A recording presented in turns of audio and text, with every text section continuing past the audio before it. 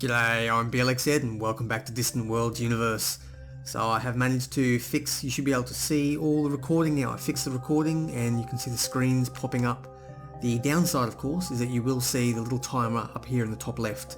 I need to record the screen rather than the actual game itself. For some reason these overlays come off separately. In between episodes though, I have noticed that we have finished researching long-range scanners, so I've gone and put them on my spaceports as required.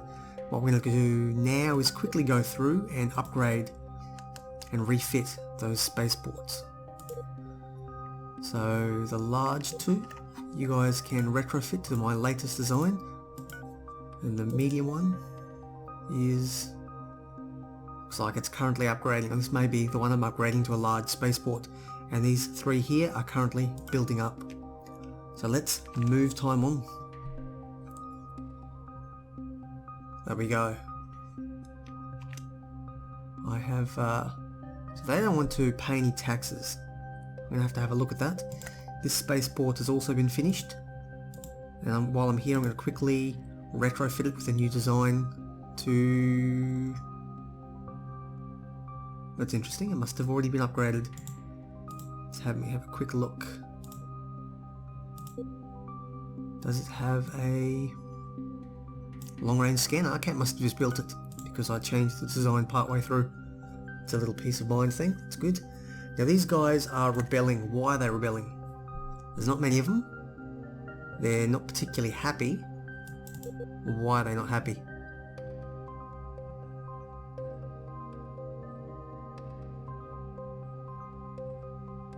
Which one is it? Diet.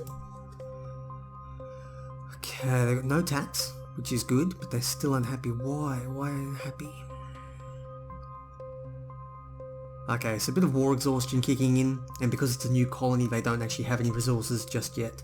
That's fine though, the resources will drop in and this will disappear, and they'll begin to grow properly. I do have a minor negative in that my leader, old Blxz here, has a little bit of a colony happiness bonus. Now it's, for the most part, it's a very small effect. It is, normally, in this particular case, it's less than 1% worth. But it is enough, so it might be 0.1, and that's sort of putting them below zero technically, even though it doesn't show up as below zero. So they are unhappy, despite apparently being satisfied. But that'll be fixed up very quickly. The fact that they've got no taxes should help them out. Yeah, we've nearly exterminated the Dayots over here as well. That's a good thing. Well, it's a horrible thing to do, but in staying in character for this particular LP, that is a good thing for the Yor to do. These cockroaches don't tolerate anyone else. Has that pissed off our allies though? These guys here are outraged at the extermination of their race, and they're also a little bit pissed off that we're enslaving them. So we'd probably be better off to stop enslaving them, just keep exterminating. That would actually get rid of having both of those bonuses there. Oh, they should just be happy that we're only enslaving some of them. But it's okay, we'll kill them off later. Things are looking good. We have ourselves a new colony. Okay, Blxz has been replaced in a coup d'etat. That is interesting. That is very interesting. Where is the leader? Dex Naski.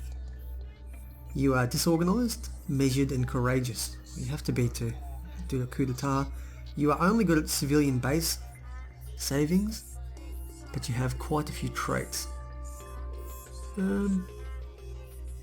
You're a pretty crappy leader actually. Oh well, I'll make do with that. We do have a massive negative in our cash flow as well. I'm not exactly sure why just yet. Let's have a quick look on the screen. What are we losing our money on? Troop maintenance is a huge one. Holy shit, we've recruited a whole lot of troops. We're also not getting any tax revenue at all. As in any tax revenue. Why is that? Is that because of the coup d'etat?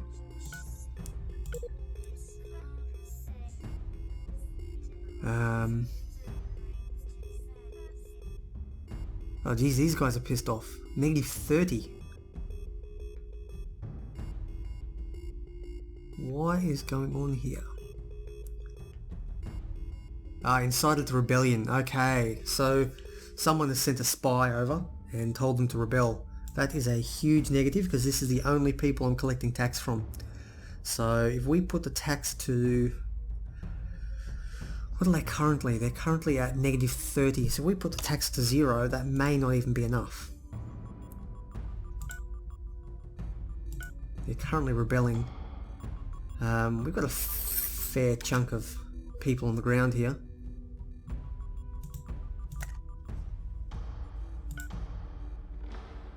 Hang on, what's the fleet? You guys colonize a fleet, so you can do nothing for the time being. The EMI fast attack fleet, I would like you to automate, and these guys are currently repairing, and you can automate as well. So let's have a look at our colony. Eklamoy, our capital world, is... looks like it's stopped rebelling.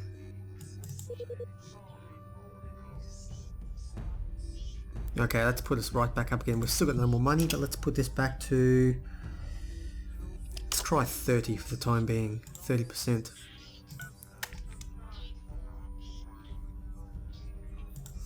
Enemy fleet attacking us. It's okay, I'll get over it.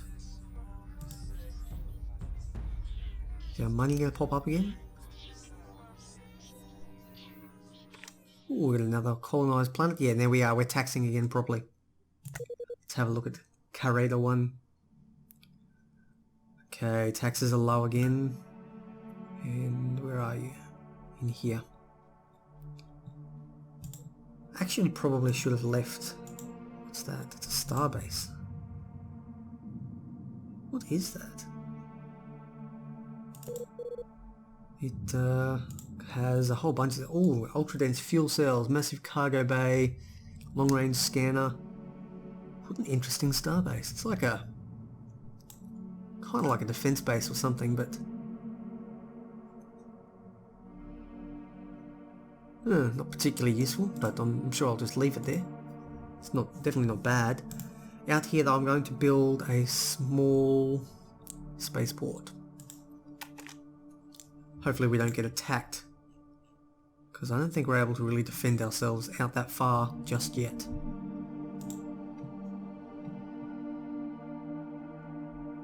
Okay, we have a lot of people sabotaging us at the moment, so we need to get our intelligence agency. We've got a new one here. He hasn't yet proved himself, but these guys need to really start working on their counter-espionage. We're struggling a little bit here, which is not a good thing. Who would it be? Who are we at war with? That's the question.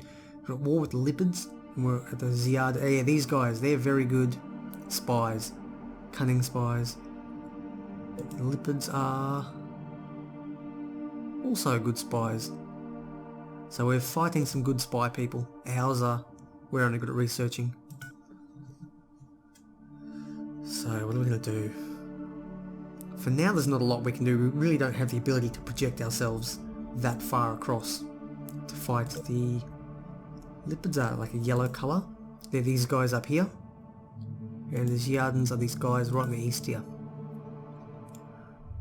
Yeah, we couldn't really push out that far. So for the time being, I think we just stay where we are. Passively staying at war. We might actually try and make peace with them in the near future. May as well offer it now, see what happens. I doubt they'll accept, because we haven't really done much yet, but let's propose an end to the war. Excellent, ceasefire is good. Maybe these guys will accept it too. We propose an end to the war. Done. Okay, we've finished the war. That'll let our war weariness tick back down again. It's a very good thing. End of the war has caused our fleet admiral to become a drunk. Minus 5% to all skills. It's not a big thing because he only has the fighter skill. He's turned to drink now that the war's over. I do find that funny. The next thing I'm thinking about is probably going to be another war, oddly enough. Although it would be nice to actually let these areas build up. Yeah, we'll warn them. We might be able to split them up a bit. I'm thinking that we're going to attack down here at some point in the future. These guys have not expanded just yet. And they seem to be reasonably powerful. They've got a good solid fleet here, but I don't think it's anything that we would struggle with. The real problem is, of course, getting through all of these angry hunting parties. And battle wagon warriors, so they are beginning to build tanks as well. And that could be a problem. Big heavy mech forces. They look like they're under heavy attack though. But for the most part, the sheer numbers of the Attuks, they breed prolifically. You can't kill them off. So, we finished enhanced storage. So I'm thinking we might be able to come in, if we can take control of that system in terms of like the actual control of the space of it, we may then be able to bring in an orbital bombardment of some sort and just nuke them from orbit for a couple of months before we send down our forces. It will damage the life rating of the planet, but doesn't matter. We're cockroaches, we can survive nukes. High tech though, what do I want to do here? Maintenance savings, so this will make my ships, every ship has to have a command center, so putting them in actually makes the whole thing slightly cheaper, and it's a worthwhile thing to consider. The other one of course would be getting better sensors for our resource exploration. So at the moment they can do a planet and all its moons in one go. This one they've sort of got to go to each one of them individually. Scanning is not going to be very useful to me. Enhancing my long range scanner might be nice. But I'm actually thinking right now I'm going to get the fleet countermeasures and targeting. Our current capital ship that we found does have these, but it would be good to be able to build them into future capital ships. So we can put them individually on our ships, but this one here gives them a bonus to the entire fleet. Helps the entire thing target a lot better. What I'm thinking though is after we've done phaser concentration, which is nearly done, I'd like to work on bombard weapons. Now what are bombard weapons? Where are they? There we go, bombard weapons down the bottom here. So they're just enhanced missiles essentially. The nuclear devastator. So I think we work on enhanced missiles and bombard weapons, and we can actually build up some bombard ships. That would be nice to come in and clean them out a little bit. It is frowned upon. Nuking people from orbit is genuinely frowned upon, so it will damage our reputation more, which will make diplomacy more difficult. But for the most part, our reputation is satisfactory. It is sort of not going down too quickly because we're joining our allies and helping our allies. Although, I might add, our allies they've been destroyed, they've been ripped apart. They've got a good military strength, but they've only got one colony left. Where is that colony? Here. Is that their last colony? They have nothing left. It's a powerful spaceport, and the planet has decent forces on it. There's nothing left. They're just being ripped apart. So we may have backed the wrong horse in this particular fight. Let's have a look here. They haven't got any wonders, but they have got an armoured factory, which would be fun to take. Because I currently can't build armoured forces.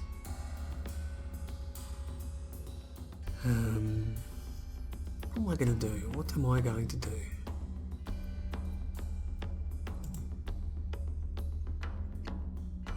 Not sure yet.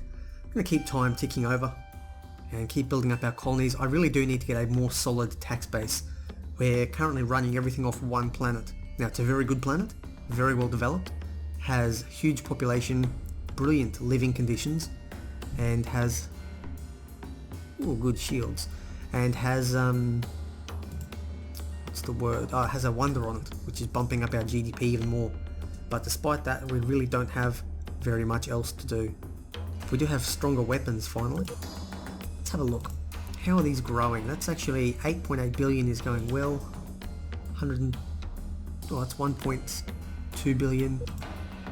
Half a billion. You are going pretty well. I think it might actually be worthwhile to start exterminating the Dayuts on this planet now that we've all built up. Yeah, the inhabitants are upset about the enslavement, so let's exterminate them. They'll feel better then, because there won't be any more racial diversity. This planet is growing pretty well. D8 is still going badly. That's because we're enslaving. We've got Attuks on there.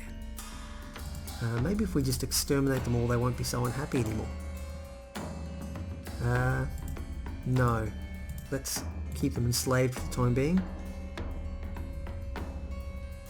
Thinking, what do I want to do? Do I want to recruit people? No, I don't. I do want to exterminate them.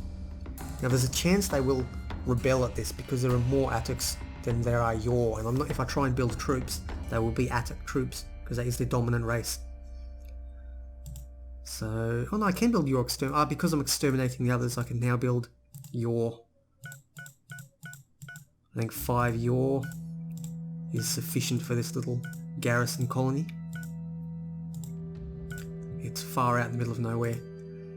This particular one, they have nobody on there, and they've got 71 million and 30. This one's still growing. So we are getting there. Very gradually, very slowly, we're getting there. But it looks like our private sector has really taken off. They have absolutely massive amounts of money. It may actually be worthwhile taxing some of these inner ones now that have good populations. Let's just say 15% tax rate. I'll give you a 10% tax rate. You got 500, so I'll give you 5%. Nope, that's not 50. Definitely not 50. 5%. I'll give you another 5. And that will encourage migration to these other lesser colonies that still have a tax rate of 0. That's good. So what people tend to do, they do grow a little bit faster if you have a tax rate of 0 or a low tax rate, but what they'll also do is they'll tend to migrate from high tax worlds towards low tax worlds, so you can use that to push people out from the core into the outer edges of the colonies. Pretty much as happened in real life with Australia and the Americas and whatnot. People going for freedom. A new spaceport is done. Things are actually looking pretty good so far on this here. I'm inclined to actually let time run in between episodes, and I might come back if something happens, but I'll continue on for a little bit longer in this episode while we keep looking at the sort of the geopolitical scene here. Okay. Let's have a look at our... So we have lost, technically lost, but that doesn't bother me. I never really worry about the victory conditions. When they're all dead, victory conditions will not be an issue. That does mean though that we are the weakest.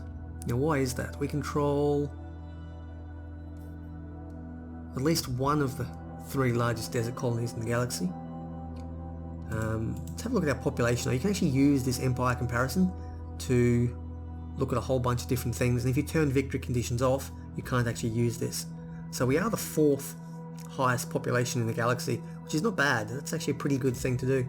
Territory wise though, we've got a huge population squished into like a little South Korean area. Our economy is acceptable, but less than half of the Nepal Empire. So they really are the most dominant empire at the moment. The Nepal are the biggest population, barely. Good economy, strategic value though. Strategically we're actually quite powerful. We have a good mixture of different values. Our military strength though is right down. We have a very low military. So what I'm hoping to do is actually build up my cash flow significantly with these new colonies, get them to develop, and then we can revamp our military. I'd like to get up probably at least in the bottom, above the bottom 3. So I can get the 4th last would be a good start, I think. But they got 40,000 firepower. We've got, what's that? 5,000. We're a long way to go. But it looks like we have the top colony in the world, and that's why we're a city-state essentially. We're like the Greek city-states of old. We have a whole lot of power concentrated into one area.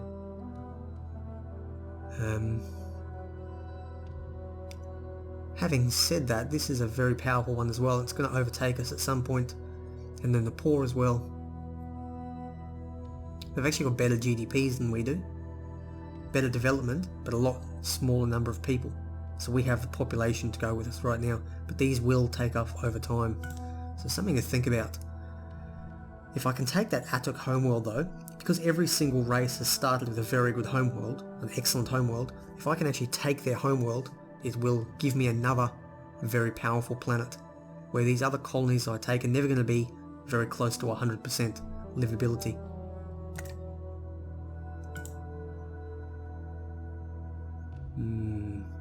I'll actually get you to retrofit to the latest design. Let's go through and actually do a retrofit. Let's really work through everything. I want to get our research station. I'll actually get you to retrofit. I put some shields on it. I realised there were no shields for the last one. Colony ships, do we have any? We've got one colony ship. Might as well get you to retrofit. And I'll just keep you hanging around for a little while. Our construction ships as well, I'd like to get.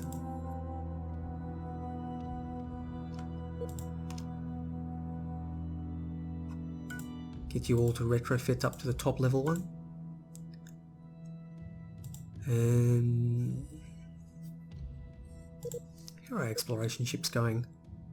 They're not particularly useful anymore now that we've really got a huge amount of knowledge. But I will get you retrofit up to the top one anyway. No, there's nothing, no difference. Nothing new on those.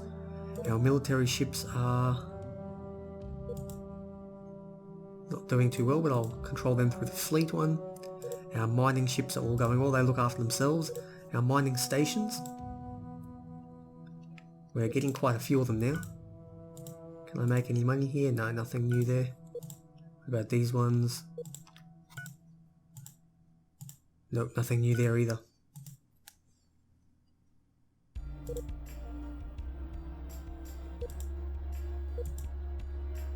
What's this one? That one I know, but what's this one here?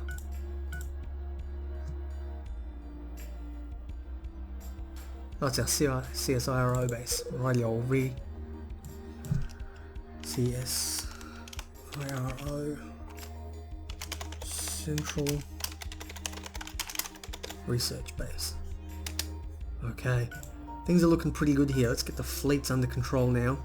We'll get our Emu fast attack to not retrofit, because I don't want to lose that capital ship and we can't build one of them yet.